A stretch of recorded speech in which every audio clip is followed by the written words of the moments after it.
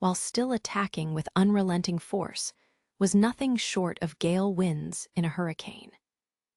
At the same time, the beauty and grace of her lithe form shook Mikoto to her very core. What power! Mikoto could see that the elvish warrior was far beyond her own strength. At first, it made her realize her own weakness, but then showed her a level of power that she could attain. At last, she swore that one day she would reach the same plateau and stand next to the elf as equals. She shook her head and took a look around. The adventurers around her were engaged in a spirited fight with the remaining monsters. Seeing their bravery and courage, Mikoto ran off to join the fight against the Goliath and assist Layu. If her own magic could help them, could buy more time for Belle, she found a low spot in the plains and began to cast a spell. Fear, strong and winding, she focused all of her mental energy into this one attack. There was no point saving any to continue the fight. She poured everything she had into her spell, enunciation strong and steady. I call upon the god, the destroyer of any and all, for guidance from the heavens. Grant this trivial body divine power beyond power. Mikoto's and Layu's incantations reverberated through the air. Meanwhile, the Goliath managed to get its knees under its body and started to right itself. You couldn't stay down for just a little longer. Whether it finally gained control of its anger or it remembered what Belle was doing, the giant continued its advance across the Great Plain. Isfi quipped at the beast in frustration because Layu's magic was not yet ready. I didn't want to use this in front of so many people, but, a tone of resignation in her voice, she reluctantly leaned down and stroked the sides of her sandals. Teleria, the golden wing decorations that were wrapped around the sides of each sandal flinched before coming to life. 2 wings from each sandal, 4 in all, spread out as Isfi took flight. The Goliath tilted its head in disbelief as the girl flew in front of its face. Even Layu and the other adventurers were momentarily stunned by the girl zipping through the air.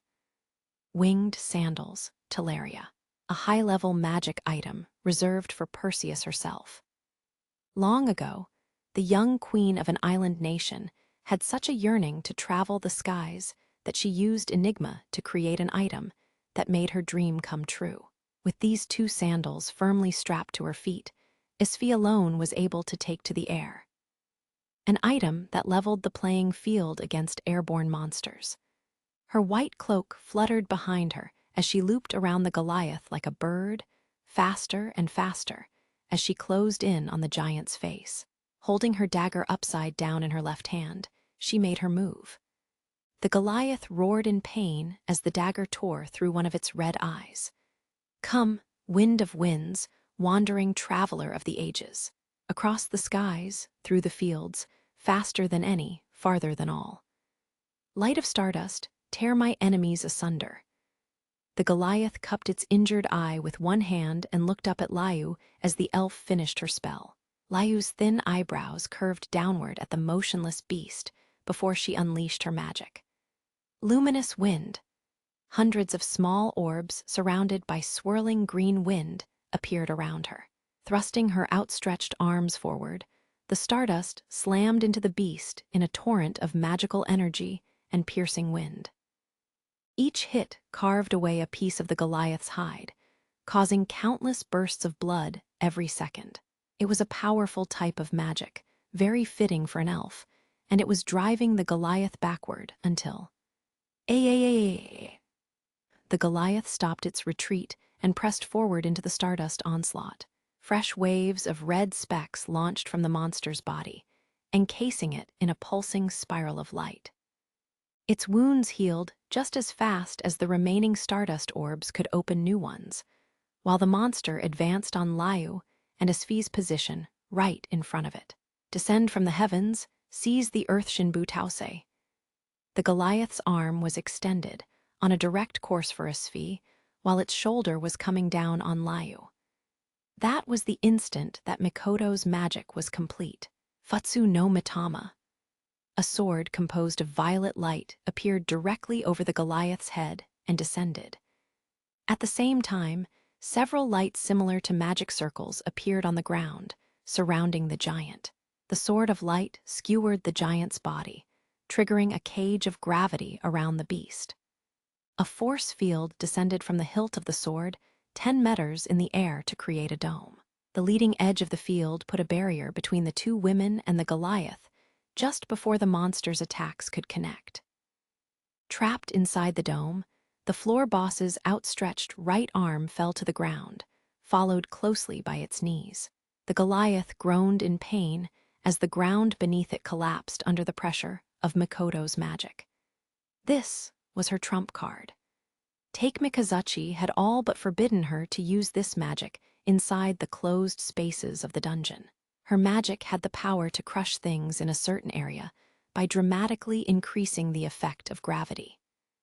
The Goliath was being pushed lower and lower by the violet dome that was holding it prisoner.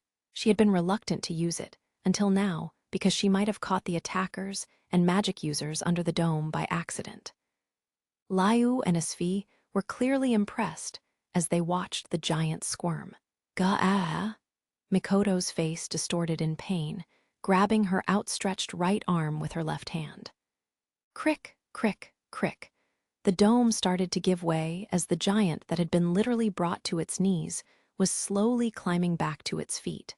The Goliath's body rose higher and higher, fighting against the gravity with all of its might. Mikoto focused all of her mental energy in a futile attempt to push the monster back down. She wasn't strong enough. The Goliath's status was far beyond hers. She didn't stand a chance.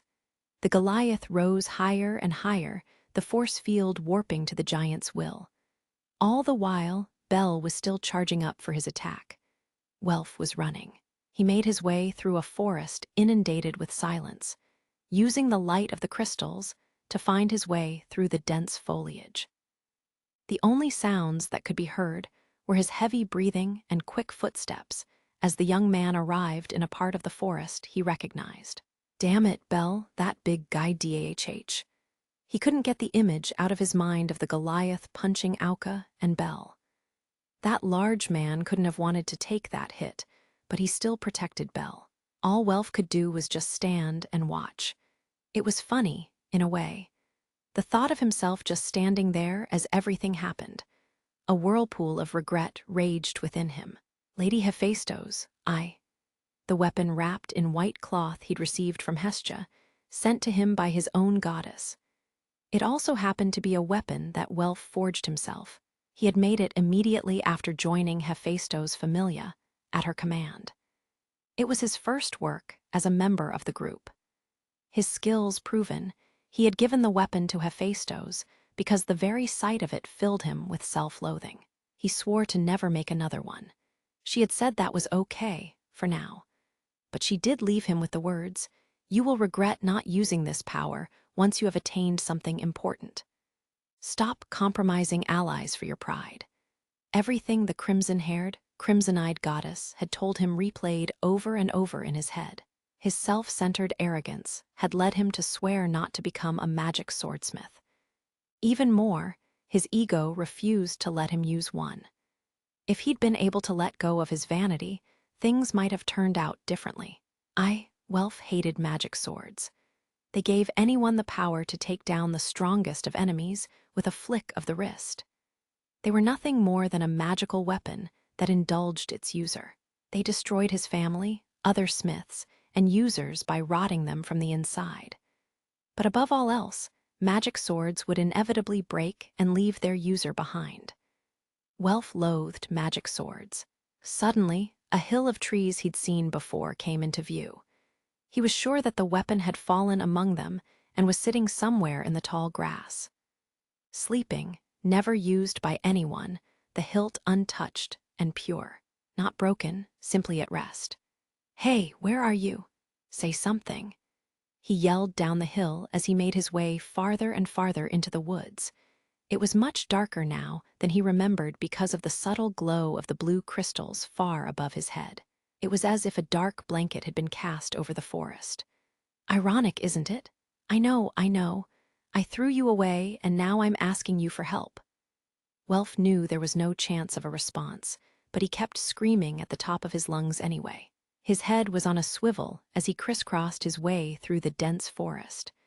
"But there's someone who needs my help. Please let me break you." A soft red glow appeared out of nowhere, as if to answer his call. Welf saw it immediately and sprinted to its side. It was sticking out of a pile of moss, hilt high in the air. The white cloth was starting to unravel, exposing the top part of the blade and guardless handle attached to it. The blade of the weapon pulsed and flickered like a flaming red jewel at his feet. Welf swiftly grabbed the hilt and pulled it into the air. Resting the weapon on his right shoulder, he raced back up the hill. Welf grimaced at this new weight on his shoulders. The strength of a magic sword, it would shatter as soon as it was used too many times.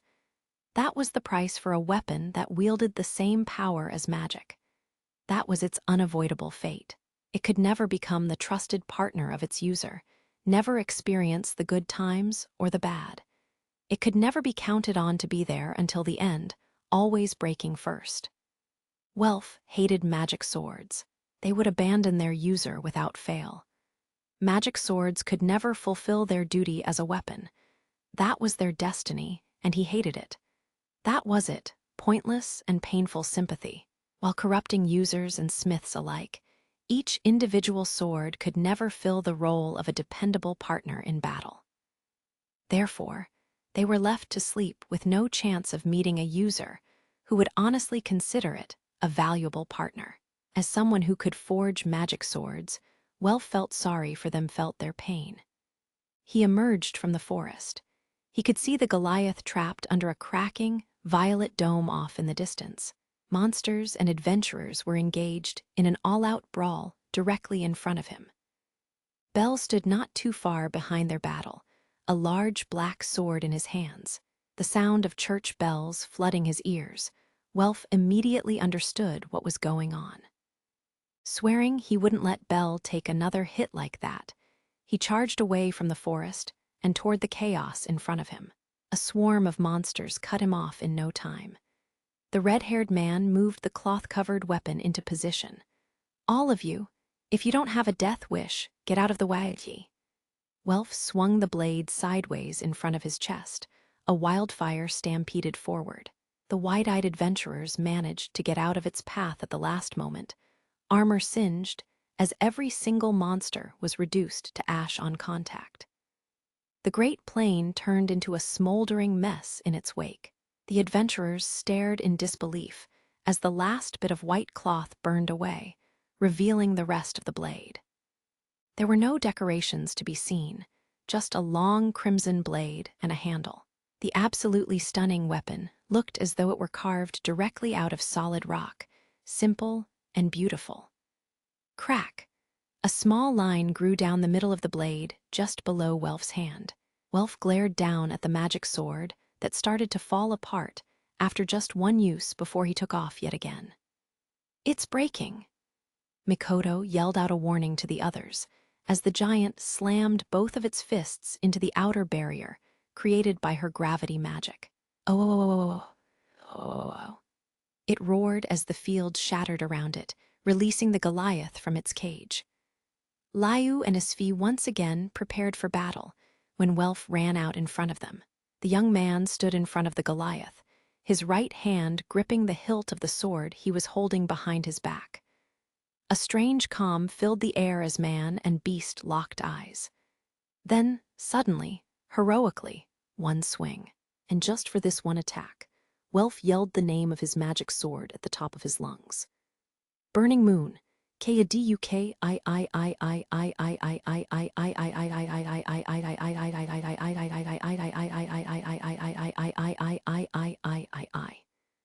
The blaze instantly cast bright shadows over everything and everyone. A crimson pyre sprang to life. Flames erupted from the blade of the magic sword. The Goliath was engulfed in a scorching inferno. The Goliath's howls of pain were drowned out by the roaring fire as its body was overrun by the flames. The giant's body burned as if trapped in the fires of hell. Its self-regeneration couldn't keep up. The fire burned away any progress it made. The moment one of the red specks healed a piece of its hide, the flames burned it away. The Goliath only had enough magic energy to maintain a physical form, and it was running out of energy fast. For the first time during this long fight, permanent damage had been seared into the floor boss's skin. My word, a Krazo magic sword. It's stronger than the original magic. Isfi and Liu watched the firestorm intensify right in front of their eyes. This was not the power of some conjured magic. They were witnessing a power strong enough to incinerate an elf's forest in the blink of an eye. As the legend said, Krazo's magic swords were strong enough to set fire to the ocean. Every ounce of that strength had just been unleashed. The sword released one final torrent of flames before a small network of cracks appeared on the blade. The cracks started to multiply, cutting deeper and deeper, until finally the blade shattered right in front of Welf. Sorry. His shoulders drooped as he whispered under his breath while he watched the thousands of shards fall to the ground, clinking as they hit. 3 minutes. Bell stood silently when he realized how much time had passed. He had been patiently waiting, his ruby-red gaze trained straight forward. And right in the middle of his field of vision stood the black giant, Goliath. At this moment, most of its body was hidden by massive flames and billowing smoke. However, its red glow was by far the brightest source of light in the darkness that covered the 18th floor. Bell aimed the massive black sword in his hands toward the beast that had repelled so many other adventurers' attacks with ease. His skill required a mental image of a hero to trigger. The image in his mind, the great hero David. A hero who had defended his homeland by standing up to and defeating an enormous enemy in combat. David's heroic deeds etched into his mind's eye, Bell slowly but surely started to lean forward. "Everyone, open a path," he sprang forward. Hestja's order came from behind as he closed the distance, slicing through the great plain. He was on a straight path toward the glowing red monster. Even more church bells rang out as his black sword was bathed in his own white light. Even the blood flowing out of his wounds seemed to propel him forward. His friends had given him this window of opportunity to attack. It would be the last, and he had to make it count. The adventurers still in the field heard Hestja's order and immediately made way. Welf, Mikoto, Liu, and Isfi, everyone caught a glimpse of his face as Bell sped by. Their eyes were filled with belief, hope, and the urge to support him. Go. Bell picked up even more speed. No one could look away.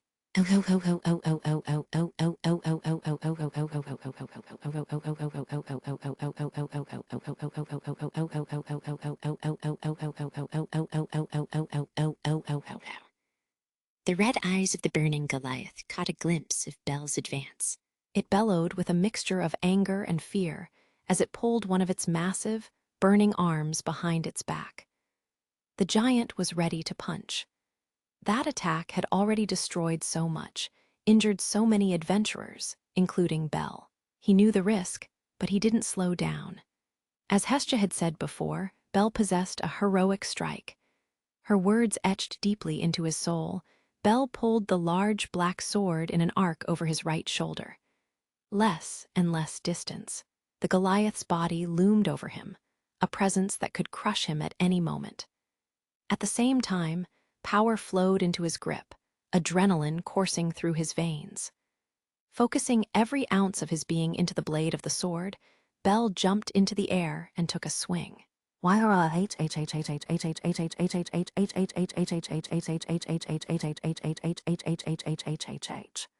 Explosion on impact. Welf and everyone else was forced to shield their eyes from the intense white light. Bell's war cry had drowned out the Goliath's roar until the explosion erased all other sounds. No one could hear a sound for several seconds.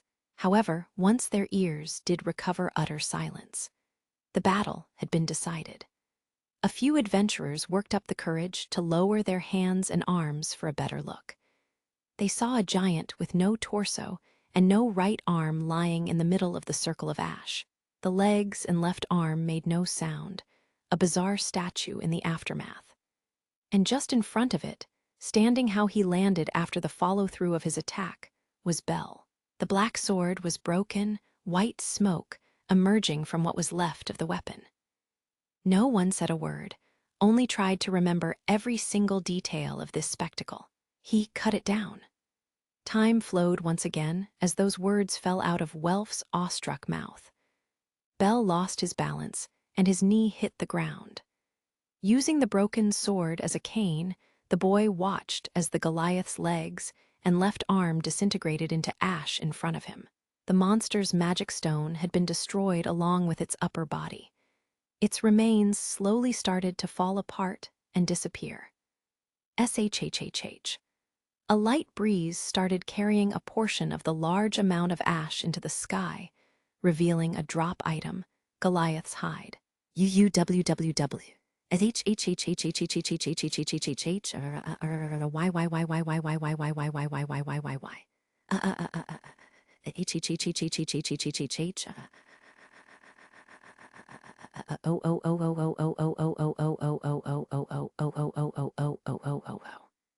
Cheers rang out a moment later.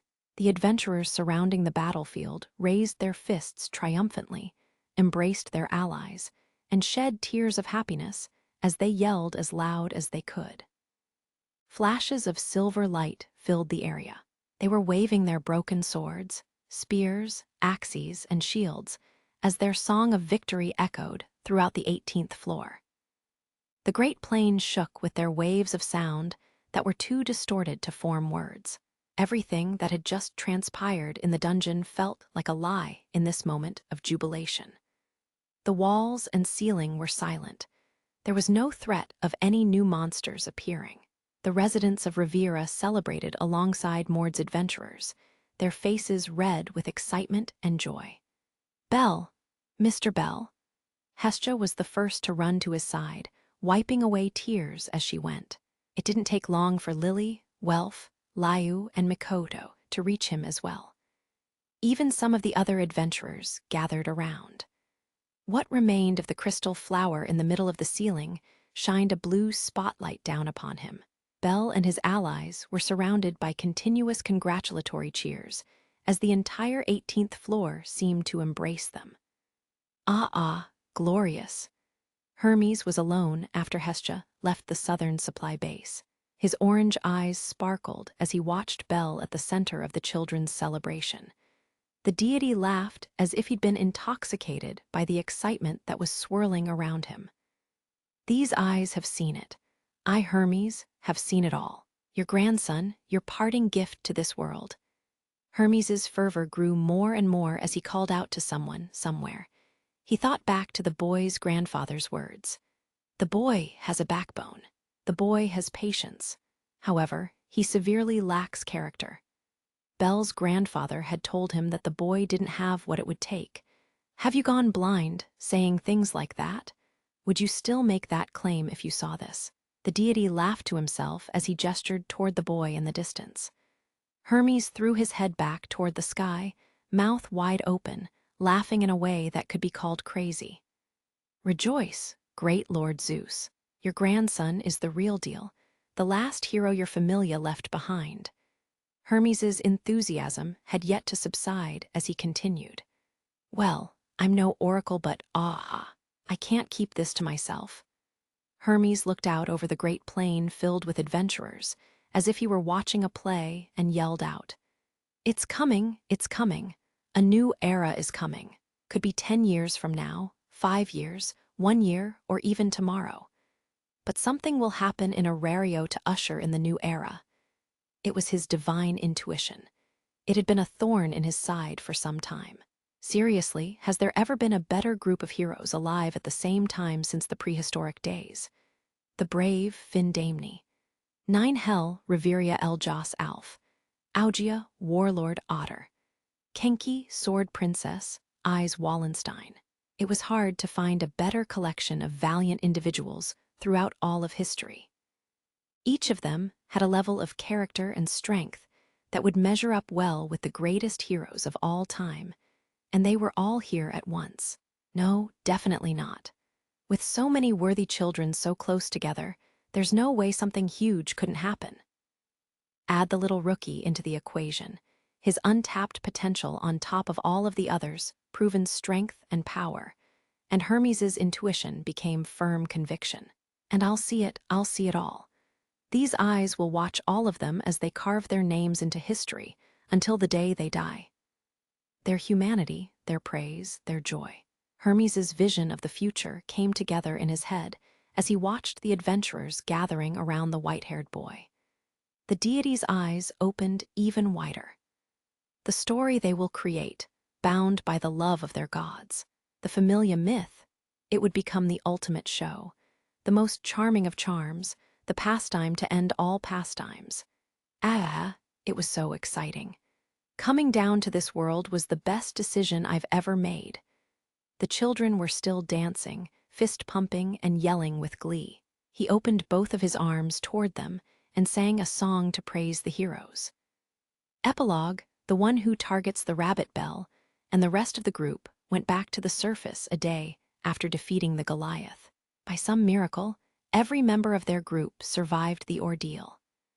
Each of them went their separate ways to inform those closest to them of their safe return. One went to his goddess to express his gratitude and buried the remains of a weapon. One went to bring their group members up to speed. And still another removed the hood and went back to working at a bar without anyone noticing. At the same time, a gag order was issued to all of the adventurers who had witnessed the events on the 18th floor. The appearance of the floor boss at a safe point was an irregular beyond comprehension. The guild declared it to be an act of the gods, henceforth classified as a calamity. To avoid excessive confusion, Hestia and Hermes received a strict warning, as well as a penalty. Their explanation of the circumstances was ignored, and forbidden to speak of it ever again. However, it was impossible to keep voices silent forever. That's the way of the world. You are sure of this? Completely. A Goliath appeared on the 18th floor. Adventurers in the town of Rivera engaged it in combat and prevailed. While I do not know how, it is highly likely that it was the little rookie who delivered the final blow. Coo, Fufu, ha ha ha his that so. You have done well, Hyacinthus. Suppressed laughter echoed throughout the dark chamber. The master of the room reached out and lovingly stroked the cheeks of the young man named Hyacinthus. The master's gaze left the kneeling man, looking off at nowhere in particular with a twinkle in his eyes, as if someone were on his mind. Bel Cranel, he is indeed superb. As Apollo, I claim him as my own. The deity's lips curled into a smile, as what little light that entered the room illuminated his smooth blonde hair, which matched the color of sunlight. USHIWKMR, forged by WELF, first of its kind short, crimson blade. Nickname, MINOTAN, created from the Minotaur horn drop item. Strong weapon with slight fire element, surprisingly destructive despite small size, currently more powerful than the HESDIA knife. Bel had a dream where he was almost killed by a raging minotaur when he fell asleep with this weapon under his pillow. It seems to have been forged with Bel in mind.